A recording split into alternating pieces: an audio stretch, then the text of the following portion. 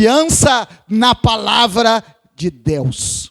Imaginem se um pai de família naqueles dias dissessem: olha, eu não vou colocar sangue no umbral da minha porta, eu não vou sujar a fachada da minha casa com este sangue, e que isso é uma coisa muito esquisita. Meus queridos, quem se envergonha do sangue de Jesus não sabe, não conhece, não calcula o poder que ele tem, mas nós estamos aqui porque fomos salvos pelo sangue, fomos lavados pelo sangue, e através deste sangue nós temos o nosso nome escrito no livro da vida. E a comunhão das famílias é que forma a grande congregação do povo de Deus. Nós aqui hoje estamos reunidos, e quando nós nos reunimos, Deus nos vê individualmente como parte do corpo de Cristo, mas nós, ao mesmo tempo, somos somos membros uns dos outros, e o que fez de Israel uma nação, o que fez de Israel uma congregação, o que fez de Israel um povo, foi o sangue do Cordeiro. O que nos faz irmãos e irmãs aqui esta noite é o sangue bendito de Jesus Cristo, que foi vertido naquela cruz. Agora, meus queridos irmãos, em terceiro lugar, a Páscoa mostra que Deus salva o seu povo através do Cordeiro. O Cordeiro da Páscoa é o Cordeiro apontado por Deus. Lembrem da pergunta que que Isaac fez a Abraão, quando eles subiram o Monte Moriá. Meu pai, o fogo e a lenha aqui estão, e o cordeiro? Abraão foi muito sábio quando disse: Deus proverá o cordeiro para si mesmo. Eu não sei se vocês notaram uma coisa, lendo o Novo Testamento, mas eu vou dar esse insight para vocês aqui. Quando Jesus está se aproximando do Rio Jordão, João Batista está batizando, capítulo 1, versículo 28 do Evangelho de João. João Batista começa a batizar, e lembrem que ele disse anteriormente: eu vos batizo com água para a remissão dos pecados, mas virá alguém mais poderoso do que eu, cuja correia das sandálias eu não sou digno de desatar. Ele vos batizará com o Espírito Santo e com fogo. Contudo, irmãos, quando Jesus está chegando às margens do rio, e João Batista contempla Jesus, lembram do que ele disse? Eis aí o Cordeiro de Deus. Notaram? A profecia de Abraão estava se cumprindo. Na Páscoa, era o pai de família que oferecia o cordeiro pela sua família. No Novo Testamento, Jesus é o cordeiro que o Pai mesmo recebe para a salvação de todo aquele que crê. E é isso que Filipe disse ao eunuco quando ele estava lendo Isaías 53. Paulo disse para a igreja de Corinto, lá em 1 Coríntios 5, 7, que Jesus é o nosso Cordeiro Pascual. Pedro disse que não foi com prata, nem ouro, nem coisas corruptíveis que nós fomos resgatados da nossa vã maneira de viver, mas nós fomos resgatados pelo precioso sangue de Jesus, sangue como de um cordeiro imaculado. Aleluia! E é interessante que quando Jesus é visto pelo João no céu, ele é apresentado como o cordeiro que foi morto, mas está vivo pelos séculos dos séculos. Irmãos queridos, eu tive o privilégio de viajar pelo mundo, e não só por outros países, mas aqui mesmo no nosso país, no nosso estado.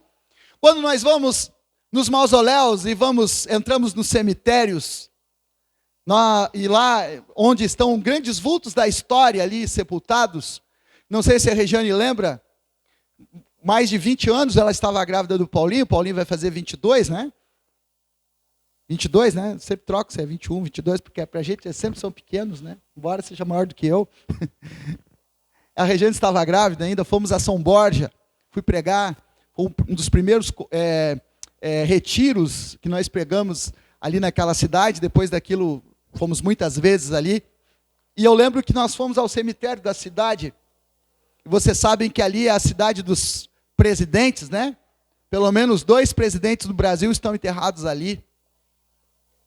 E eu lembro que quando nós chegamos no mausoléu, hoje parece que os restos mortais já não estão mais no cemitério, foram levados para outro lugar, eu não lembro se um museu, mas eu lembro que quando cheguei ali, olhei naquele mausoléu, aqui jaz o presidente do Brasil, Getúlio Vargas. Pouco mais adiante, aqui jaz o presidente do Brasil, João Goulart. Se você for até Meca, na Arábia Saudita, você vai encontrar um túmulo muito grande, um monumento, aqui está Maomé. Mas eu entrei na cidade velha de Jerusalém há 2 anos passados. E quando eu desci o jardim, fui até um jardim onde haviam ali sepulturas esculpidas na rocha. E quando eu entrei numa delas, talvez a mais importante sepultura que alguém possa mensurar, estava escrito assim na porta: ele não está aqui. Ele não está aqui. Ele já ressuscitou.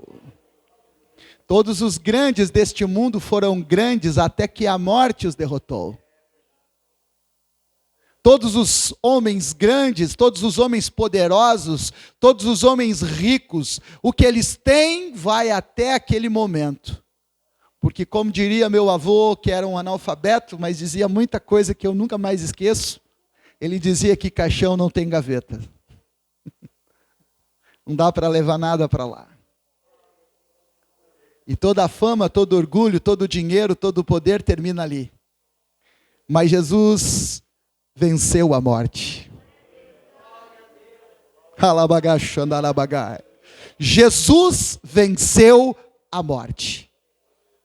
E quando João o vê naquele dia, ele não viu Jesus como nós vemos nas gravuras e nos quadros, com um semblante descaído, com uma coroa de espinho rasgando a sua fronte, com suas mãos e o seu lado perfurados. Não, ele disse que os seus olhos eram como chamas de fogo, o seu rosto brilhava mais do que o sol no calor do meio-dia, os seus pés eram reluzentes, na sua coxa estava escrito: eu sou o Rei dos Reis e o Senhor dos Senhores, e na sua mão tinha uma espada desembainhada, e ele disse para João: eu sou aquele que foi morto, mas agora eu vivo, e ele tem na sua mão a chave da morte e do inferno, ele tem na sua mão todo o poder e toda a autoridade. Aleluia! Agora olhem, Jesus é o Cordeiro suficiente. Eu não preciso de mais nada e de mais ninguém. Lá em Êxodo 12, vamos um pouco mais atrás, né, retroceder, lá em Gênesis 22, o cordeiro era suficiente para uma pessoa. Em Êxodo 12, para uma família. Em Isaías capítulo 53, para uma nação. Mas em João 1:29, ele é o cordeiro suficiente para o mundo inteiro. Ele perdoa pecados, ele salva, ele regenera, ele transforma, e no seu sangue, no seu amor, há salvação disponível para todo aquele que crê. O cordeiro da Páscoa, irmãos, é um cordeiro sem defeito. Ele é o Cordeiro perfeito. Ele é o Filho amado a quem o Pai se se compraz. Ele foi obediente até a morte e morte de cruz. Ele não escoiciou os seus algozes, ele não amaldiçoou os seus torturadores, mas ele disse: Pai, perdoa-os. Ele foi como uma ovelha muda perante os seus tosqueadores. Ele não cometeu pecado e nem dolo algum se achou na sua boca. Até o seu traidor disse que ele era inocente. E deixa eu dizer mais uma coisa. O cordeiro da Páscoa é o cordeiro morto. Preste atenção no que eu vou dizer aqui. Não é a vida do cordeiro que salva. Não é o exemplo do cordeiro que redime. Não é a presença do cordeiro que salva uma família da morte. O cordeiro tinha que ser morto. Foi a morte de Cristo que nos trouxe salvação. Pois sem derramamento de sangue não há remissão de pecados. Aleluia. Agora, queridos, o cordeiro pascal, o cordeiro da Páscoa, é o cordeiro do sangue aplicado. Não basta saber que o cordeiro foi morto por nós.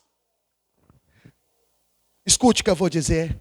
Mas é o sangue do cordeiro aplicado sobre nossa vida que é a salvação. Note o que o texto diz. O texto diz: quando eu vir o sangue, passarei sobre vós. Ah, meu querido irmão, meu amigo, nós precisamos nesta noite se apropriar deste sangue.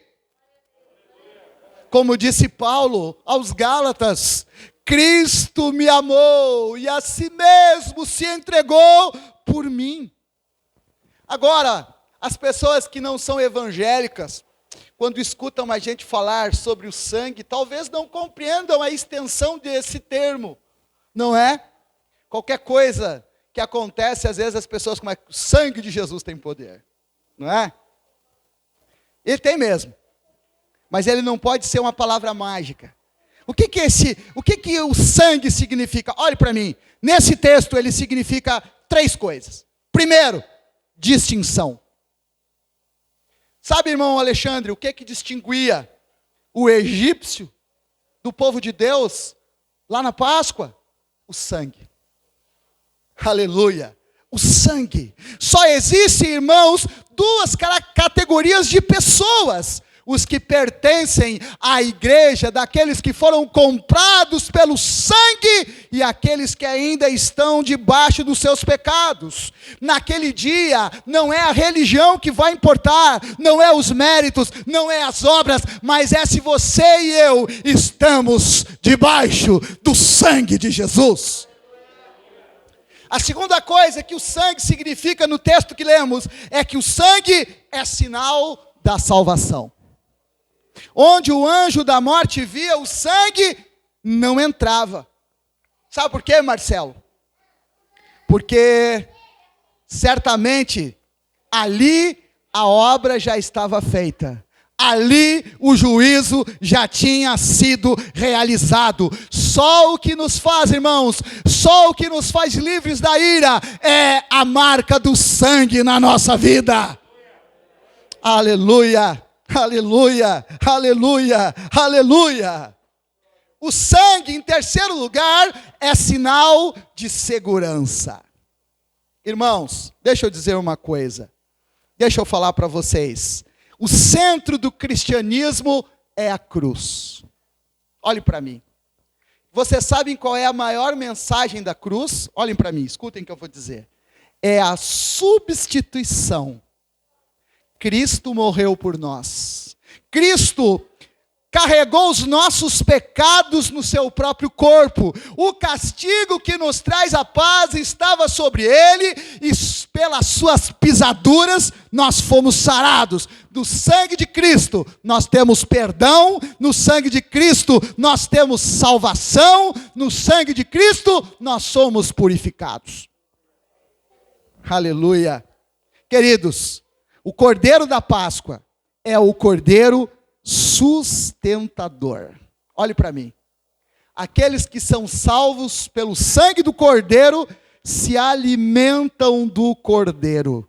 É o Cordeiro que livra do cativeiro e da morte, mas é o Cordeiro também que nos sustenta enquanto caminhamos pelo deserto desta vida até a Canaã celestial. Amém? E quando eu olho para o que eles comiam na Páscoa, né? Se eu perguntar para vocês aqui, o que vocês comeram na Páscoa? Né? O que vocês comeram na Páscoa? Olhe para mim. No versículo 8, diz que a refeição da Páscoa era feita de cordeiro assado, ervas amargas e pães sem fermento. Cordeiro assado no fogo. O que significa? Que na cruz, Jesus suportou o fogo do juízo de Deus. Cristo foi moído, Cristo foi esmagado, Cristo foi humilhado por amar a cada um de vocês, por amar a mim, para que nós tivéssemos hoje a oportunidade de recebermos a Ele com fé no coração. Ervas amargas falam dos sofrimentos que os israelitas deixaram no Egito, mas ainda não é o fim, vai ter muita prova ainda pela frente. Temos ervas amargas ainda para comer, pão sem fermento. O que isso quer dizer? Fermento é símbolo de pecado, é símbolo de falso ensino. E qual era a maneira que eles tinham que participar da refeição? Olhe para mim, a Páscoa tinha que ser comida com pressa. Era hora de sair do Egito, prontos para marchar, lombos cingidos, sandálias dos pés, cajados na mão. Deus tem pressa que você saia do Egito. Faraó quis deter o povo. Ele dizia para Moisés, primeira coisa, sirvam a Deus aqui no Egito mesmo. Segunda proposta,